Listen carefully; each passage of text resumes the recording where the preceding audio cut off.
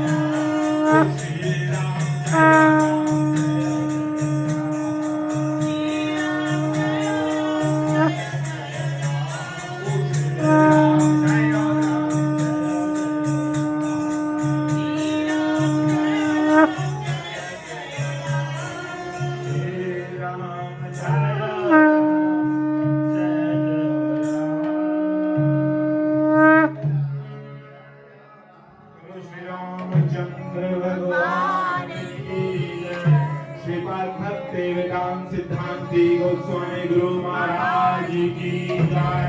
निताई गौर प्रेमानंदे हरि बोल हरि बोल हरि बोल।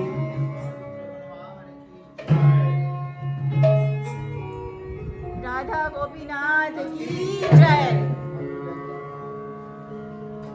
ओम अज्ञानं तिमिरान्धस्य ज्ञानाञ्जनेन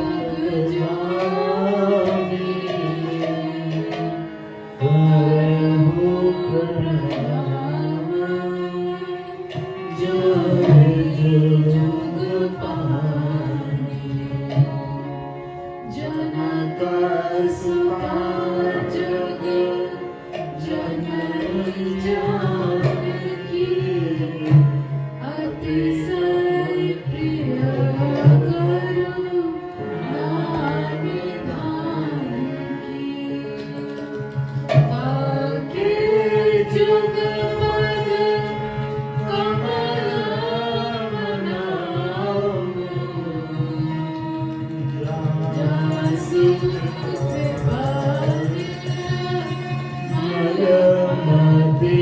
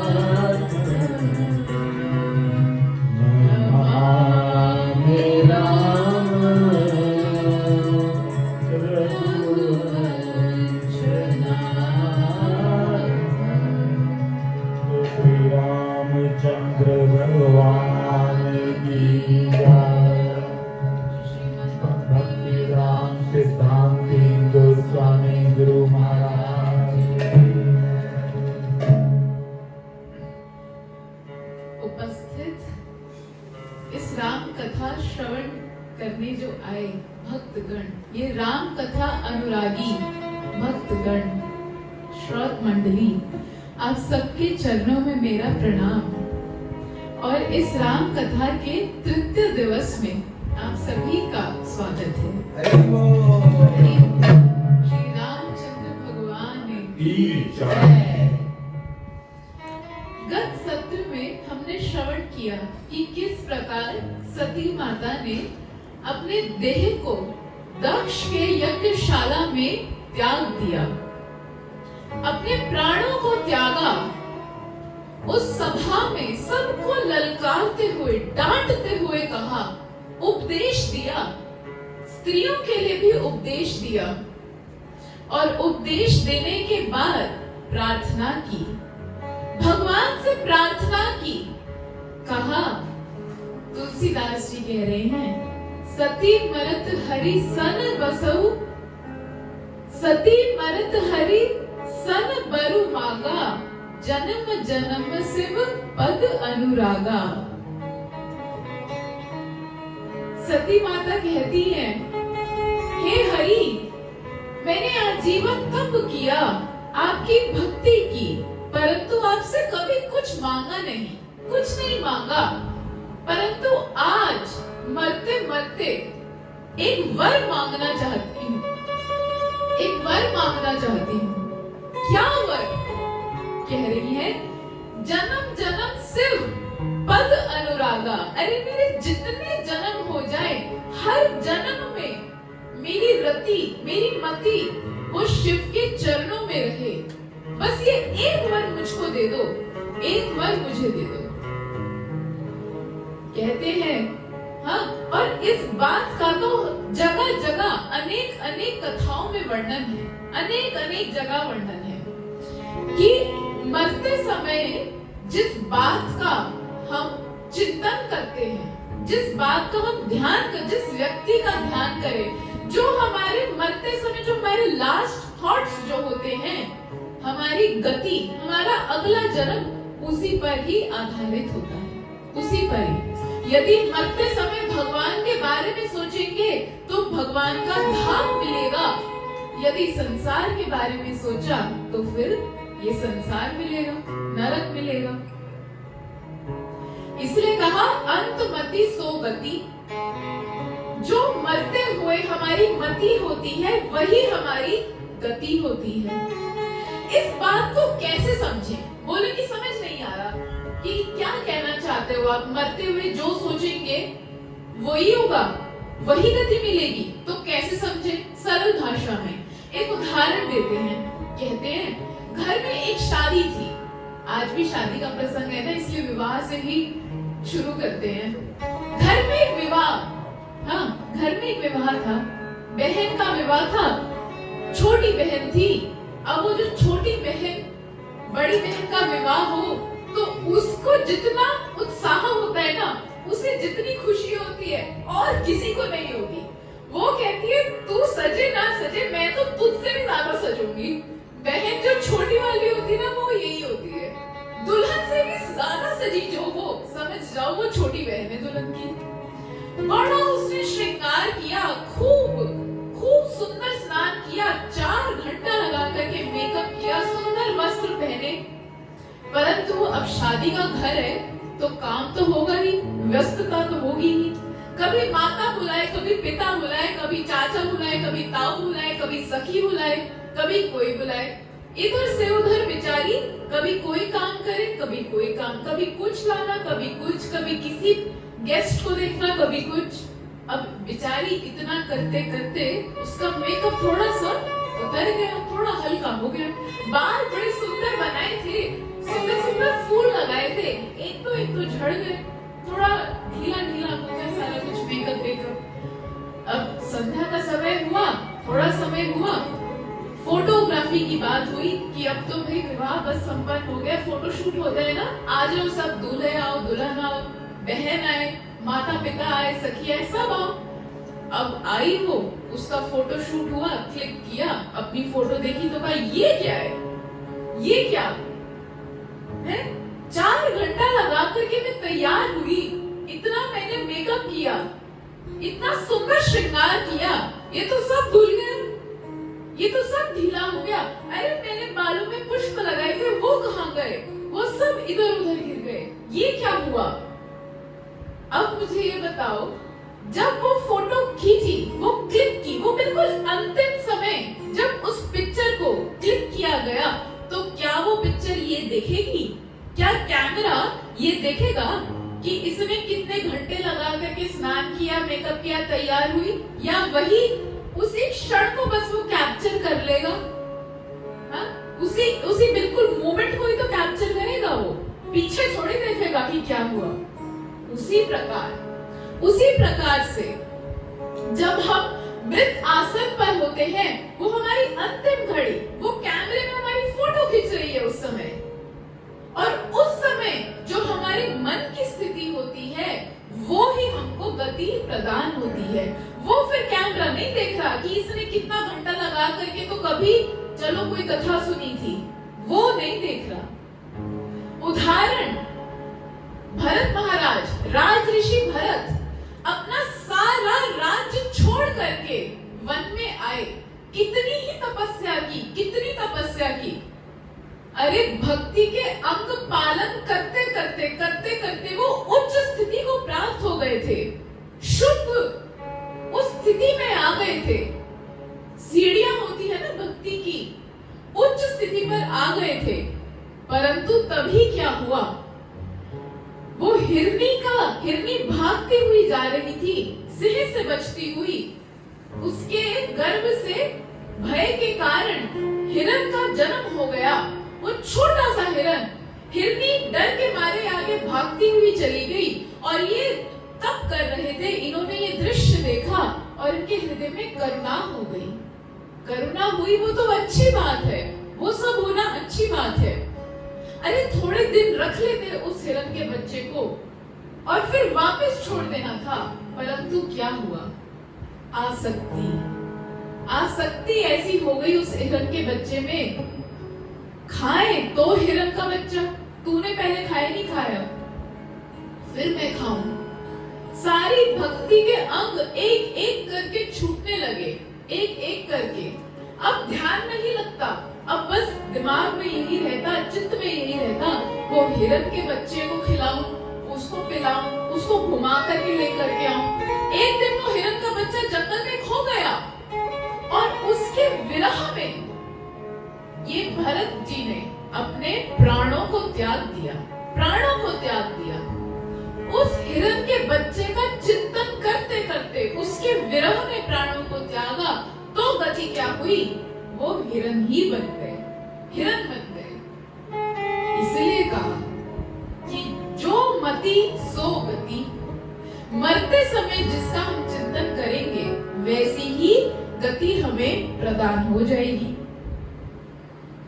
इसलिए कहा कि भगवान का चिंतन होना चाहिए, भगवान का चिंतन। प्राय लोग समाज में क्या करते हैं, अपने पूरा जीवन मेहनत करने में निकाल देते हैं, पूरा जीवन पैसे कमाने में, धन अर्जन करने में, पूरा जीवन इसमें जाता है। परंतु इस बात को कभी नहीं विचारा कि भाग्य से कम या भाग्य से अधिक आज तक किसी को नहीं मिला। अरे करे जाओ कितनी मेहनत, यदि भाग्य में नहीं तो नहीं मिलेगा।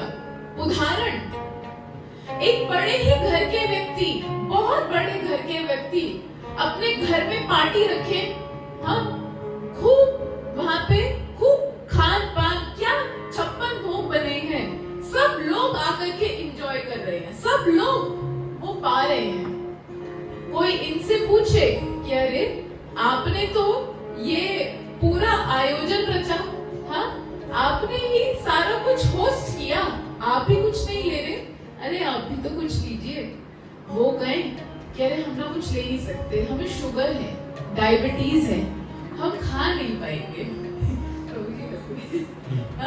हम खा नहीं पाएंगे। अरे इतने धन संपत्ति का मालिक, इतना धन है, परंतु क्या भाग्य में कि रोग लग गया। इतना धन है, इतना धन, परंतु स्वयं नहीं भोग सकता, स्वयं खा नहीं सकता, क्या फायदा? क्यों अपने जीवन को इसके पीछे लगाए जा रहे हैं, केवल धन अर्जन के? अरे भाग्य के बाहर किसी को मिला क्या? नहीं मिला। भाग्य से कम भी किसी को नहीं मिला। कोई ना करे, यदि इतनी मेहनत ना करे, ये नहीं कहा गया कि बिल्कुल ही बैठ जाएं, हाँ, कि कार्य ही नहीं करेंगे, निठल्ले हो जाएं, ये नहीं कहा। यदि कम कार्य भी करें, यदि भाग्य में लिखा है तो उतना धन, उतना भोग मिलेगा, वो मिलेगा। और ये जो लोग होते हैं ना, जिनको शुगर होती है, इनको ना मीठा खाने का मन भी बड़ा करता है, बड़ा मन करता है। एक अंदर से होता है थोड़ा सा ना, वो क्या कहते हैं उसको, टेस्ट पे, टंग पे टेस्ट आना, कि अरे मीठा खाने का मन कर रहा है आज बड़ा, ऐसे होता है। और यदि कोई ऐसा कोई एक्सट्रीम व्यक्ति हो, वो मरणासन पर हो, उससे कोई कहे आपकी अंतिम इच्छा हो, कहेगा मीठा ही खिला दे, मर ही रहो तो मीठा ही खा करके मर जाओ, मीठा ही खा करके मर जाओ। अंतिम समय में क्या होगा कि कुछ मीठा ही मिल जाए तो अगला जन्म कैसा हो जाएगा? पुरुष हुआ तो चीटा बन जाएगा, स्त्री हुई तो चीटी बन जाएगी। हाँ, और क्या हुआ, जब चीनी के डब्बे में चीटे नहीं लगे रहते, कभी कभी मिश्री के ऊपर लगे रहते हैं मकोड़े, वैसे ही चिपके रहेंगे उस पे, वैसे ही चिपके रहेंगे। चींटियों को कभी देखा है? एक चीनी का दाना लेकर के जाती है ना, साथ में 10 को बता करके जाती है, 10 को अरे वो एक चीनी देख, वहां अलमारी में चीनी का डब्बा है, चीनी का डब्बा है, वहां बड़ी अच्छी चीनी है, वो लेकर के जा, तू भी लेकर के जा। वो अगली मिलेगी उसको भी बोलेगी, है, ये स्त्री का स्वभाव है। अरे वहां बड़ी अच्छी सेल लगी है, तू भी जा करके आई हो, अरे वहां क्या नई दुकान खोली है, क्या सुंदर बर्तन भांडे मिलते हैं, अरे तू भी लेकर के आई हो। वो स्त्री का स्वभाव है। और पुरुष का स्वभाव क्या? मकोड़े को देखा कभी झुंड में हो? कभी देखा है? नहीं, अकेला, अरे सारा राज्य मेरा, ये सारा चीनी का डब्बा मेरे अकेले का, ये पुरुष का स्वभाव होता है। अब वो जो जन्म लेकर के आया चीटे का, उस चीनी के डब्बे में है, चीनी को चूस रहा है, उसका आनंद ले रहा है। बहू अपने ही घर में जन्म लिया, अपने ही घर में चीटा बन के जन्म लिया। बहू आई सुबह सुबह, आंख ठीक से खोली भी नहीं थी, चाय बनानी थी, चीनी का डब्बा खोला, बस उठाया, देखा भी नहीं था ढंग से कि क्या है क्या नहीं है, हाँ, लेकर के उबलते पानी में डाल। वो कह रहे हैं, अरे बहू बहू रुक जा, मैं ही तेरा ससुर हूँ। कोई उसने कहे जीते जी जीने नहीं दिया, अब क्या जीने देगी है? वो बोले, बहू ने तो लेकर के डाल दिया गर्म पानी में और स्वाहा, चल गए ससुर जी। दूसरी बार भी कहानी खत्म। तो कहने का अर्थ ये है, ये उदाहरण कहने का अर्थ ये है कि अंत मति सो गति, वही गति। और पार्वती सती मैया क्या कर रही है? मरते मरते कह रही है, मरते मरते कह रही है, जन्म जन्म शिव पद अनुराग।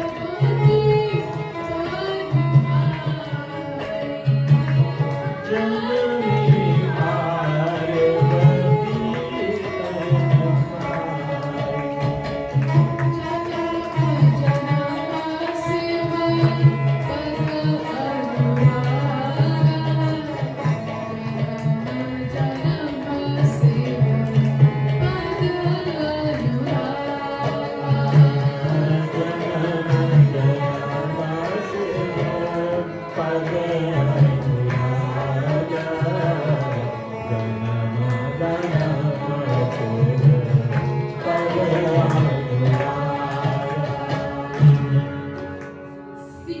सती का अब जन्म हुआ, ये दूसरा जन्म।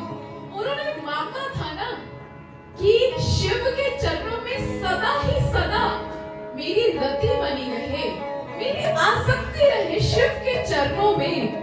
इसलिए उनका दूसरा जन्म हुआ हिमगिरी के घर में। दूसरा जन्म उनका हुआ, वो हिमालय, हिमवान और मैना के घर में पार्वती के रूप में जन्म लिया। बोलो पार्वती माता की जय।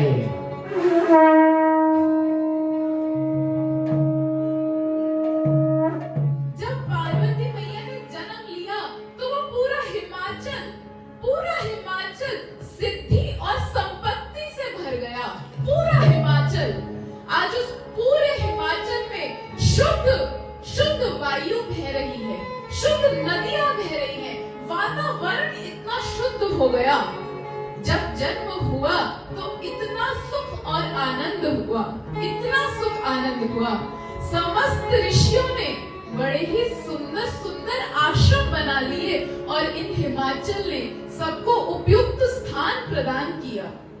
मणियों की खाने भर गई, हिमाचल में मणियों की खाने बन गई। और जब पार्वती जी ने जन्म लिया तो उन पर्वतों की शोभा बढ़ गई, पर्वतों की शोभा बढ़ गई। इतना सुंदर वर्णन करते हैं तुलसीदास जी, इतना सुंदर वर्णन। और जब ये समाचार नारद जी तक पहुंचा ना, नारद समाचार सब पाए, को तू कहीं गिर गेह सिधाए। अरे जब नारद मुनि तक वो समाचार पहुंचा तो बस नारद मुनि तो कौतुकी होकर के एकदम एक्साइटमेंट में तीव्रता से वो हिमाचल के घर में आकर के पहुंचे। जैसे ही घर में आए नारद मुनि, तब उनकी सेवा दोनों ने की, हिमाचल और मैना ने। दंपति ने मिलकर के उनका स्वागत किया, उनके चरणों को धोया और उस चरणामृत को पूरे घर में उसका छिड़काव किया और अपनी कन्या को, पार्वती को उनके चरणों में रखा और कहा, हे नारद मुनि त्रिकालदर्शी, आप कृपा करके हमारी पुत्री का भविष्य बताइए कि पार्वती का भविष्य कैसा है, इनका भविष्य बताइए।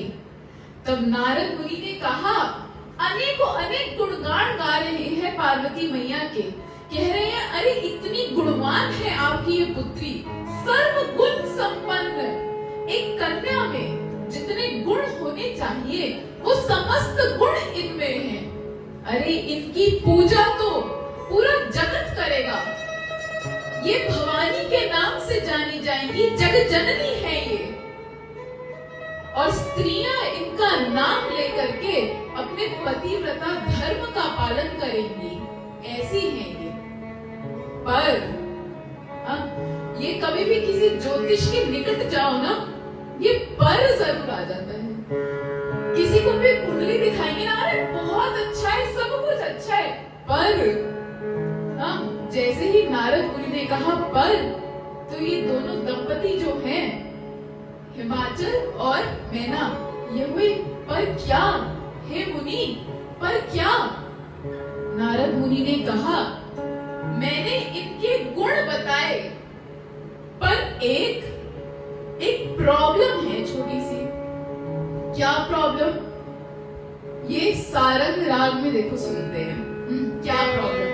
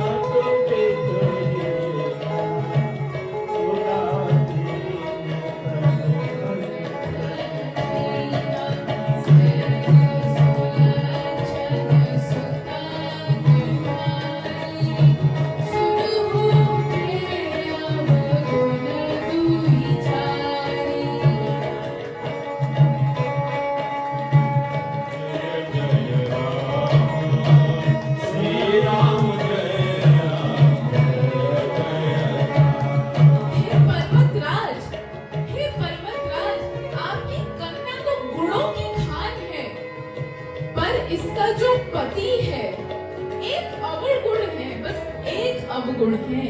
जो इसका पति होगा वो बिल्कुल कैसा होगा? अगुण, कोई गुण नहीं होंगे। अरे जो आपका होने वाला दामाद होगा उसके कोई गुण नहीं होंगे। अमान, कोई मान नहीं होगा।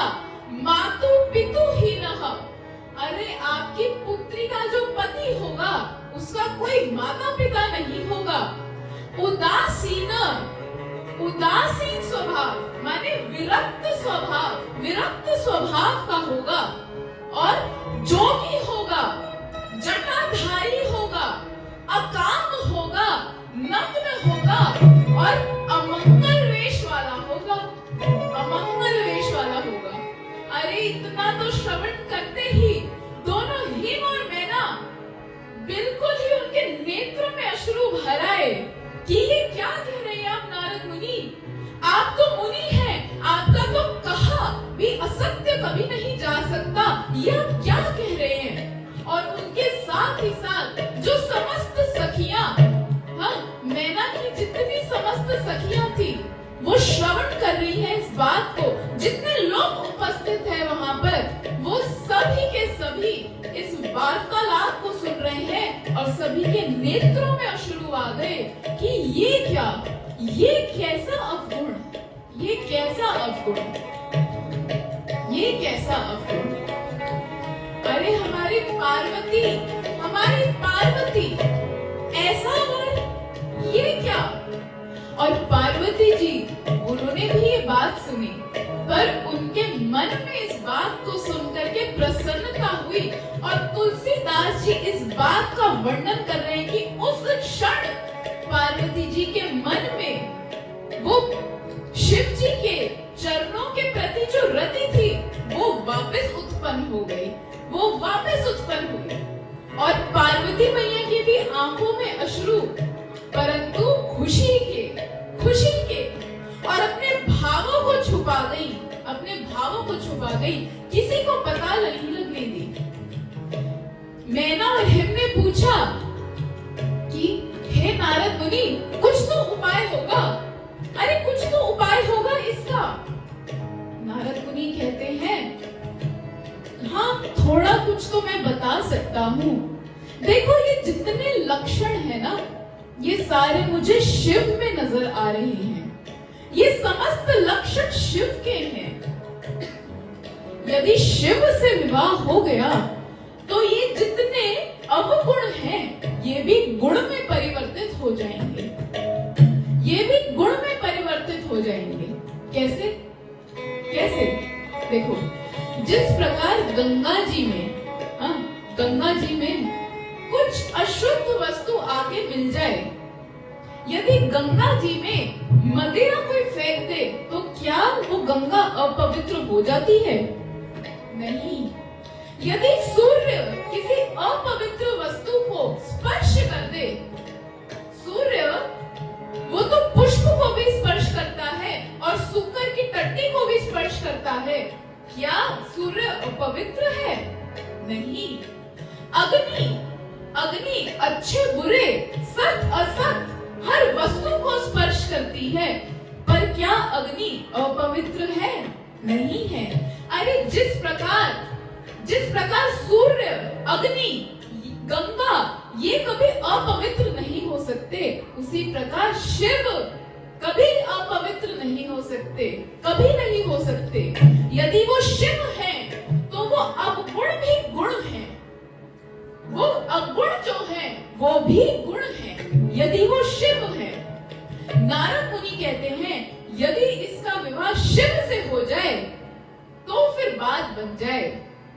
हाँ, नारद मुनि ने कहा कि ये जो विष्णु है ये तो शेषनाग पर शयन करते हैं, शेषनाग पर शयन करते हैं, परंतु तब भी कोई ब्राह्मण इसमें दोष नहीं ढूंढता, और यदि कोई दोष ढूंढ भी ले तो फिर वो नरक की गति प्राप्त होती है।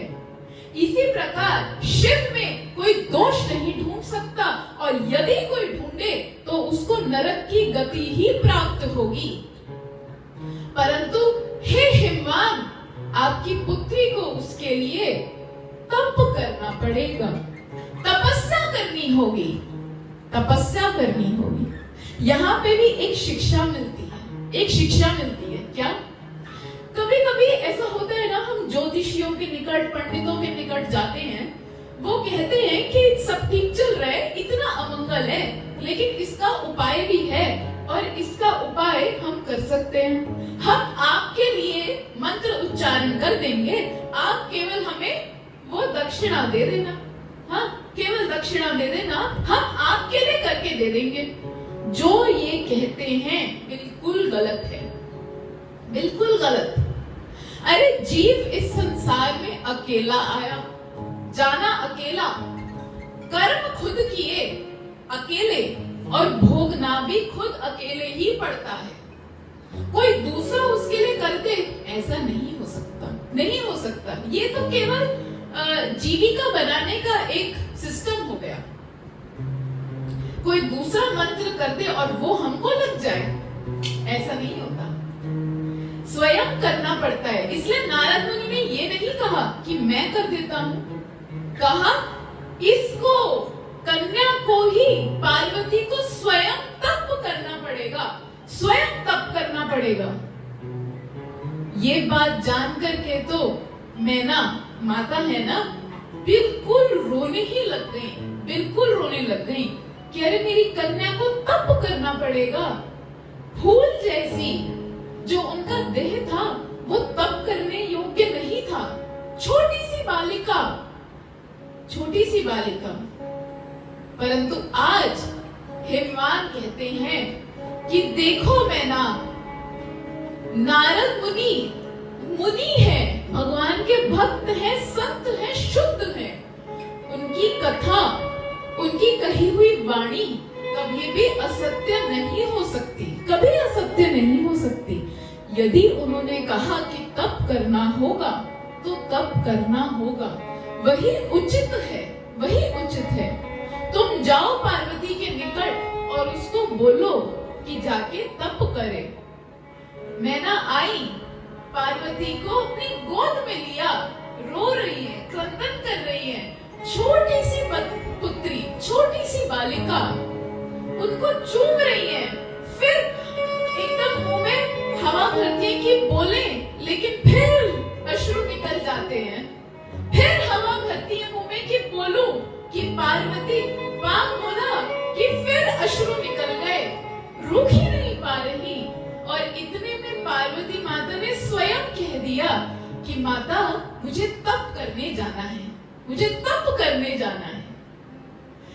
पार्वती मैया हृदय की बात को जानती हैं, सबके हृदय की बात को जानती हैं, अपनी माता की भी हृदय की बात को जान गई कि उनका भाव क्या है वो नहीं कह पा रही हैं, इसलिए स्वयं ही कह दिया मुझे तप करने जाना है। मुझे स्वप्न आया, मुझको संत ने कहा है कि मुझे तप करने जाना है।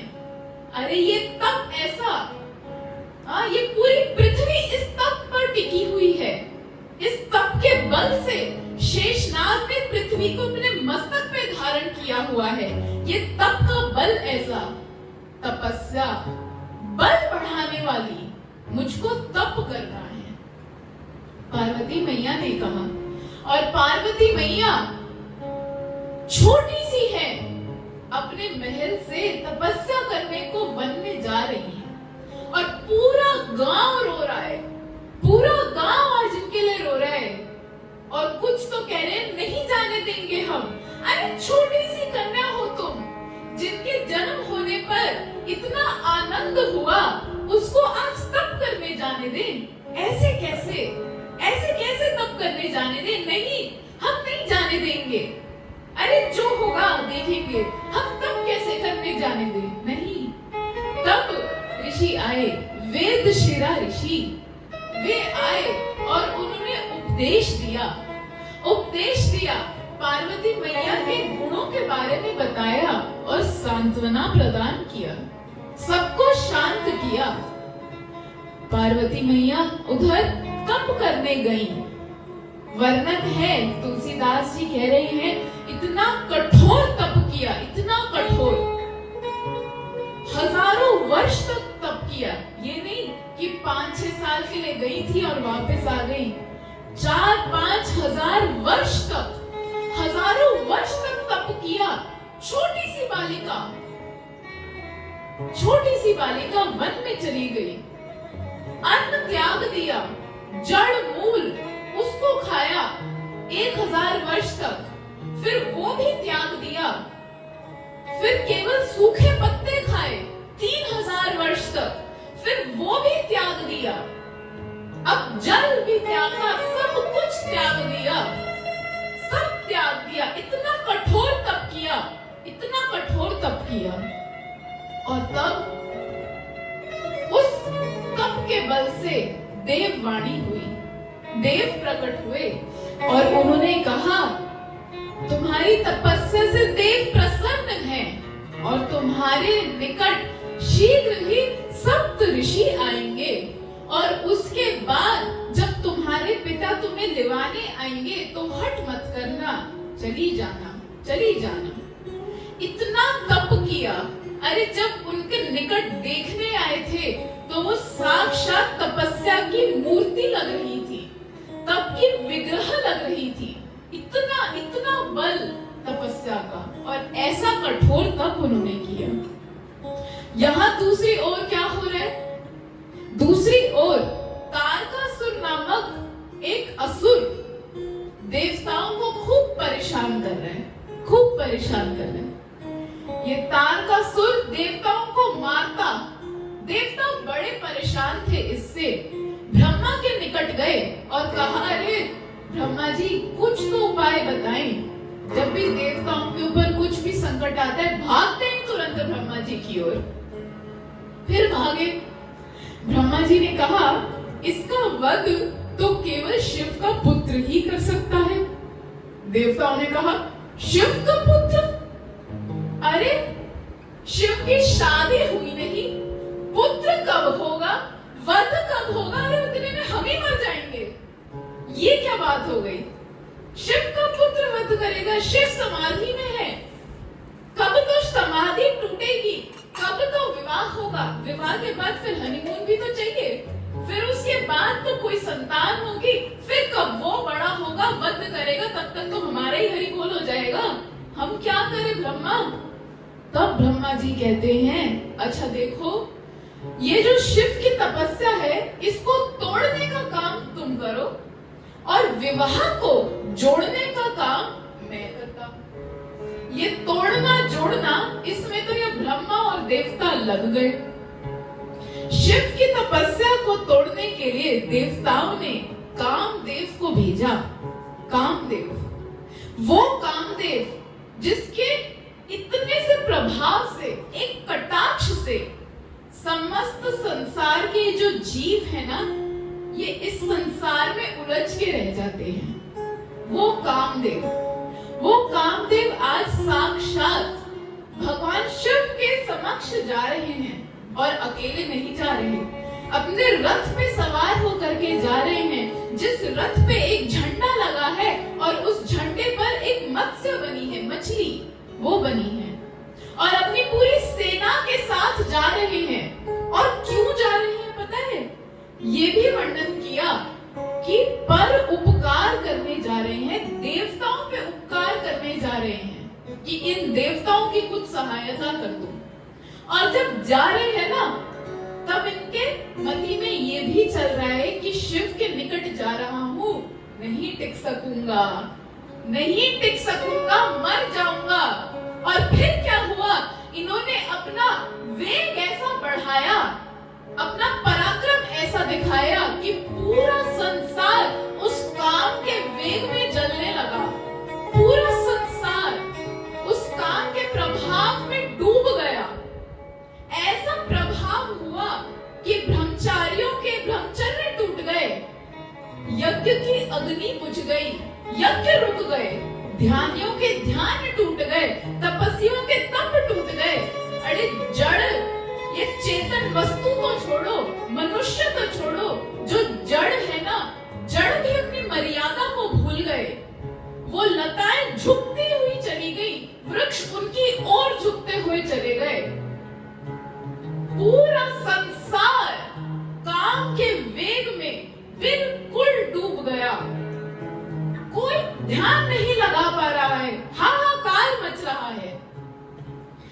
गए फिर भी।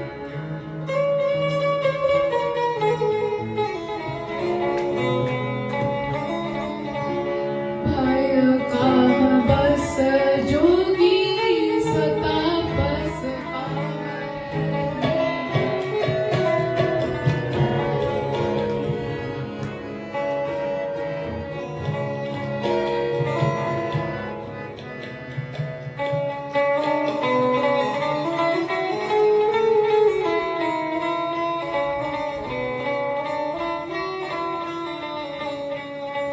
भय काम बस जोगी सता बस पावरई देखी चराचर नरमीज भ्रम अगला बिलोकनी पुरुष में जुग पुरुष सब अबलामय दुई दंड भरी ब्रह्मांड भीतर काम कृत कौतुक अयम दुई दंड भरी ब्रह्मांड भीतर काम कृत कौतुक अयम दुई दंड भीर ब्रह्मांड भीतर काम कृत कौतुक अयम भय काम बस जोगी सतापस आवरहि की को कहे देखी चराचर नारी मर्ज ब्रह्ममय देखत रहे अब ना बिलोकनि पुरुष में जग पुरुष सब अबलामय दुई दंड भरी ब्रह्मांड भीतर काम कृत कौतुक अयम। अरे बड़े बड़े योगी मुनि इस काम के वे वश में हो गए। साधारण मनुष्य की तो बात ही छोड़ो, समस्त समस्त ऋषि मुनि वो भी नहीं बच पाए। समस्त जीव मोहित हो गए। और कृष्ण ने भी तो फिर गीता में कहा ना कि कह रहे हैं कि ये काम का वेग कैसा है, तो कह रहे हैं अपूर्य मानव अचला प्रतिष्ठितम समुद्रम उपह परविशन्ति यदावत। कह रहे हैं कि ये काम का वेग कैसा है। कोई व्यक्ति नाव में बैठा हो, हाँ, और आगे से आंधी तूफान आ जाए तो उसकी नाव डूबनी निश्चित ही है। उसी प्रकार हम इस जीवन की नाव में हैं और यदि काम आ गया तो फिर वो डूबना निश्चित ही है। फिर वो कंट्रोल के बाहर है, उसको कोई कंट्रोल नहीं कर सकता। जिस प्रकार समुद्र में आए उस वेग को, उस तूफान को कोई रोक नहीं सकता, उसी प्रकार ये काम का जो वेग है उसको कोई रोक नहीं सकता। और जब वो काम का वेग आता है ना तो अच्छे अच्छे वो धरे के धरे रह जाते हैं, अच्छे अच्छे धरे के धरे रह जाते हैं। जब वो काम का वेग आता है तो मनुष्य लज्जा मर्यादा सबको छोड़ देता है, सबको छोड़ देता है। वो काम का वेग ऐसा आंधी तूफान के जैसे किसी को नहीं छोड़ा, किसी को नहीं छोड़ा। तो हम मनुष्य क्या हैं? सुप्त अवस्था में ये काम सबके हृदय में रहता है और जब परिस्थिति अनुकूल होती है ना तो वो एकदम खड़ा हो जाता है, भड़क के उठता है। सुप्त अवस्था में सबके हृदय में है, परिस्थिति आते ही ऐसे भड़क के उठता है। इसलिए महाप्रभु ने कहा कि दारुई प्रकृति है मुनेरपि मन। अरे दारुई प्रकृति है मुनेरपि मन। स्त्री तो छोड़ो, हाँ स्त्री तो छोड़ो, यदि कोई स्त्री का दृश्य भी देख लेना उसमें भी फिर उसका मन विचलित हो जाता है। साक्षात स्त्री की तो बात ही और। ऐसा ये काम का वेग, ना स्त्री को छोड़ा, ना पुरुष को, और ना मुनियों को, ना ऋषियों को, बड़े बड़ों को नहीं छोड़ा। इसलिए वेदव्यास जी जब पुराण की रचना कर रहे हैं तो रचना करते करते कह रहे हैं, देखो जब वेदव्यास जी ने पुराण की रचना की, और भागवत की रचना की, तब वेदव्यास जी श्लोक उच्चारण कर रहे हैं। वो तो समाधि में है और श्लोक उच्चारण किए जा रहे हैं। उसको लिपिबद्ध गणेश जी कर रहे हैं और एडिटिंग वो कर रहे हैं कौन से? जेमिनी ऋषि। एडिटिंग कर रहे हैं जेमिनी ऋषि। वेदव्यास जी ने श्लोक का उच्चारण किया और श्लोक उच्चारण करते करते कह रहे हैं कि ये जो काम का वेग है ये इतना प्रचंड है, सबको सतर्क रहना चाहिए और इसीलिए एकांत में कभी भी स्त्री के साथ नहीं रहना चाहिए। यदि ये भी कहा, चाहे वो माता हो या पुत्री हो या बहन हो, नहीं रहना चाहिए। और साथ साथ ये भी कहा कि केवल मनुष्य ही नहीं, मुनियों को भी, ऋषियों को भी इस बात का अवश्य ही ध्यान रखना चाहिए। अब जब ये बोल दिया, जैमिनी ऋषि तो एडिटिंग कर रहे हैं, वहीं रुक गए और कहा, हे वेदव्यास जी, आपकी सारी बात मैं मानता हूँ, परंतु ये बात नहीं मानता। आप जो कह रहे हैं वो इस संसार के साधारण मनुष्यों के लिए तो ठीक है, परंतु ऋषि मुनि, तपस्वी, योगी, उनके लिए क्यों कह रहे हैं? अरे वो तो अपना पूरा संसार उन्होंने त्याग करके वो इस मार्ग पे चले हैं, उनके लिए क्यों कह रहे हैं? उनके लिए तो ये स्वाभाविक है। तब वेदव्यास जी कहते हैं, अच्छा कोई बात नहीं, अभी क्या है कि अभी ना दिमाग थोड़ा सा टायर्ड हो गया है, सुबह से लगे हुए हैं काम करने में, संध्या का समय भी हो गया है, कल फ्रेश माइंड से इसको सुनेंगे। अब सब अपने अपने घर चले गए, वेदव्यास जी अपनी कुटिया में, गणेश जी अपनी और जैमिनी ऋषि अपनी। रात्रि का समय हुआ, जैमिनी ऋषि वे निद्रा उनको आई, सोने लगे। बाहर अकाल, असमय पर वर्षा होने लगी। वर्षा का कोई वो समय नहीं था, वर्षा होने लगी और खूब वर्षा हो रही है, खूब वर्षा हुई और थोड़ी ही देर में उनकी कुटिया पे कोई आया, ठक ठक दस्तक दी, ठक ठक ठक दस्तक दी, खोलो खोलो खोलो। जैमिनी ऋषि अंदर से कहते हैं, कौन है? ये बाहर से एक स्त्री बोली कि मैं इस रात्रि में, घोर रात्रि में, इस वर्षा के समय में परेशान हो गई हूँ, फंस गई हूँ, कृपा करके आप मुझको एक रात के लिए छत दे दीजिए, एक रात के लिए केवल मुझे जगह दे दीजिए। जैमिनी ऋषि कहते हैं, नहीं नहीं नहीं, तुम जाओ यहाँ से, जाओ कहीं और जाओ। तब ये स्त्री कहती है कि आप तो साधु प्रतीत होते हैं और साधु के हृदय में तो करुणा होती है, स्वाभाविक करुणा होती है, क्या आपको मुझ पे दया नहीं आती? जैमिनी ऋषि कहते हैं, नहीं तुम जाओ यहाँ से, मैं साधु हूँ, मैं नहीं तुमको अंदर आने दे सकता। वो बहुत प्रार्थना करती है, निवेदन करती है कि इतनी रात्रि का समय मैं और कहाँ जाऊंगी, मुझे तो दूर दूर तक कुछ नहीं दिखता, आप कृपा करो मुझको आने दो। तब जैमिनी ऋषि ने सोचा, चल छोड़ो कोई बात नहीं, आने देते हैं। उन्होंने अपनी कुटिया की वो चिटकनी खोली और स्त्री को देखा।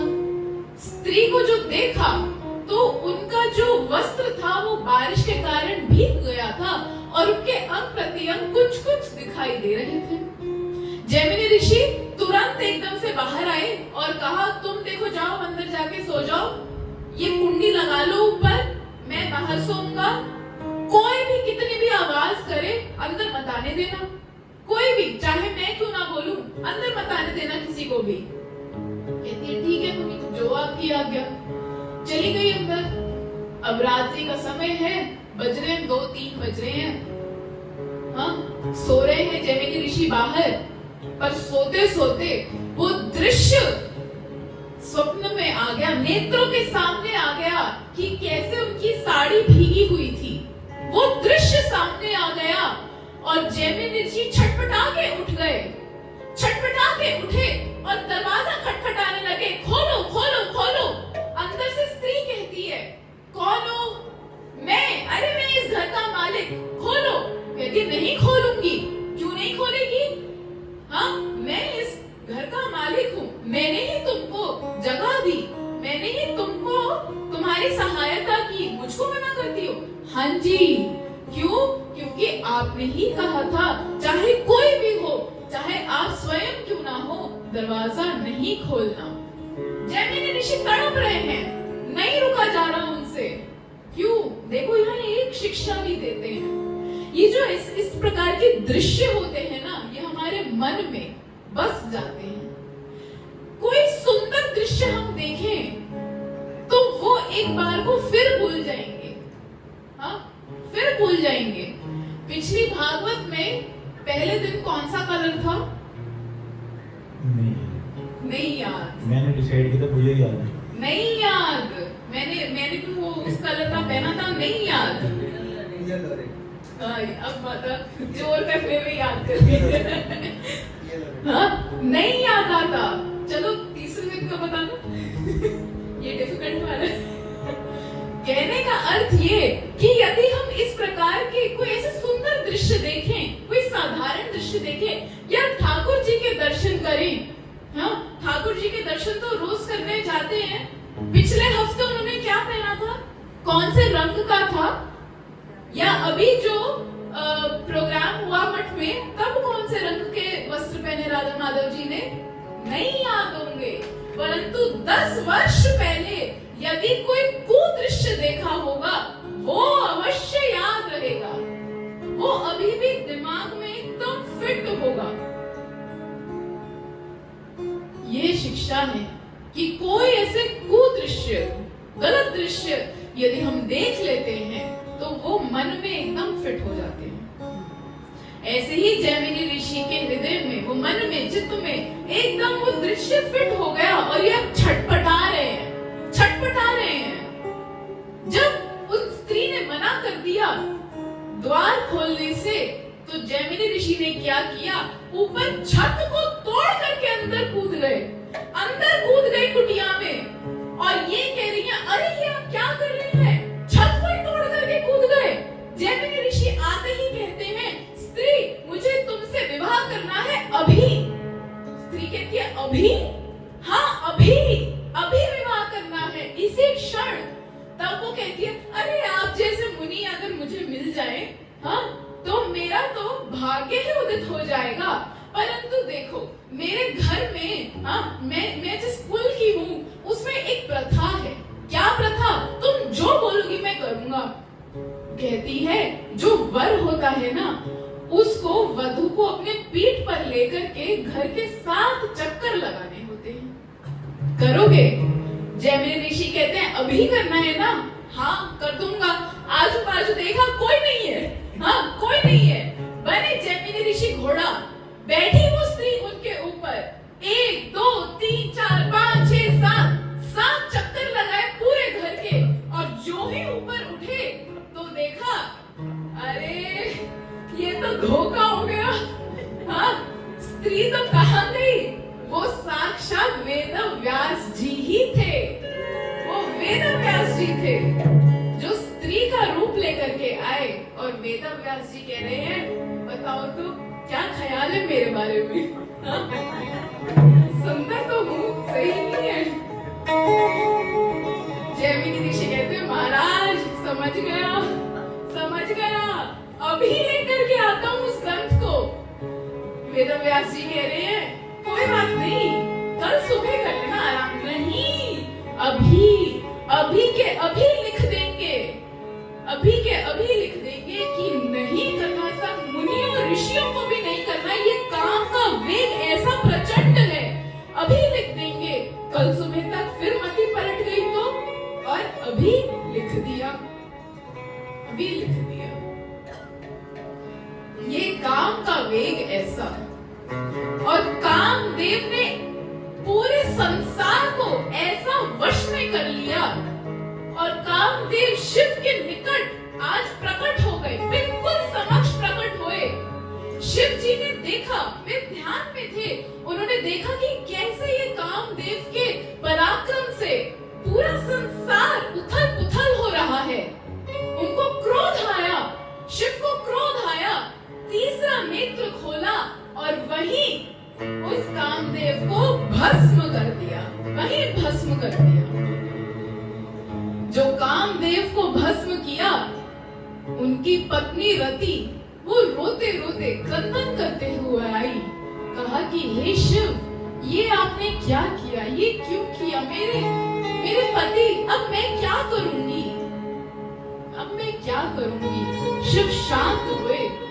शिव ने कहा, देखो अब तो देह जो था वो तो गया, वो तो भस्म हो गया, अब तो वो वापस नहीं आएगा, परंतु ये वर मैं देता हूँ कि जो तुम्हारे पति हैं, ये कामदेव, ये बिना शरीर के ही जीवित रहेंगे, बिना शरीर के जीवित रहेंगे। और तब से जो कामदेव हैं, ये बिना शरीर के घूमते हैं और हम जैसे, मेरे जैसे मनुष्यों के मन चित्त पे प्रभाव डाल देते हैं,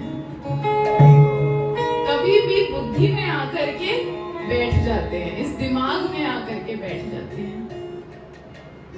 शिव जी की समाधि खुली, जो शिव जी की समाधि खुली, उसी समय भगवान वहां प्रकट हुए, विष्णु साक्षात प्रकट हुए और कहा, शिव अब आप समाधि से उठ ही गए हैं, तो आपके लिए समय आ गया है कि आप विवाह कर लें। हाँ, अब आपको विवाह कर लेना चाहिए।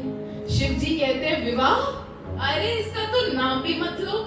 हाँ, विवाह एक बार किया था, क्या कम पछता रहा हूँ?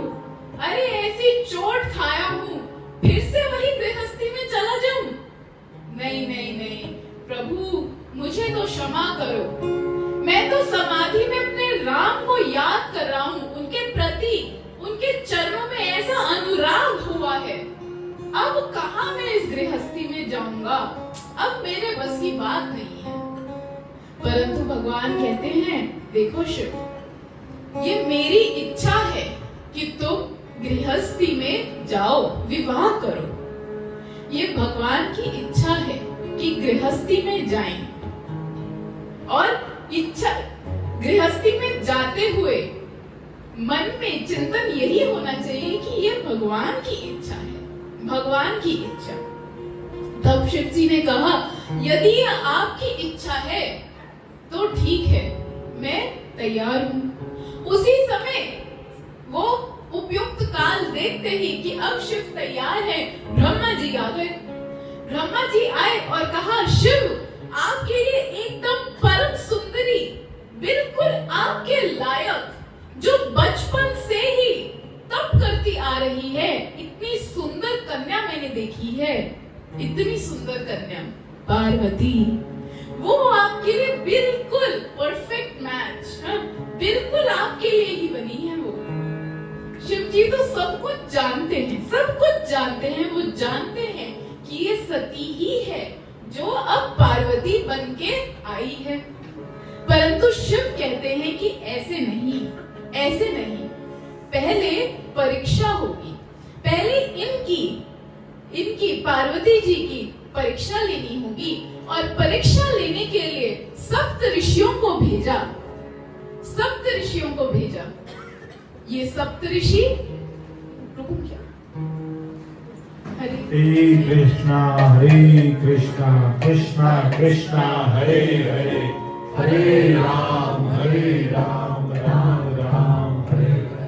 हरे कृष्णा कृष्णा कृष्णा हरे हरे, हरे राम राम राम हरे हरे। हरे कृष्ण कह रहे, एक बार और कर दो। हरे कृष्णा कृष्णा कृष्णा हरे हरे, हरे राम राम राम हरे हरे।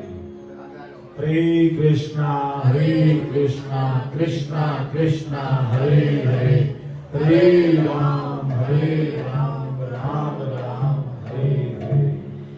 सप्त ऋषियों को पार्वती जी के निकट भेजा।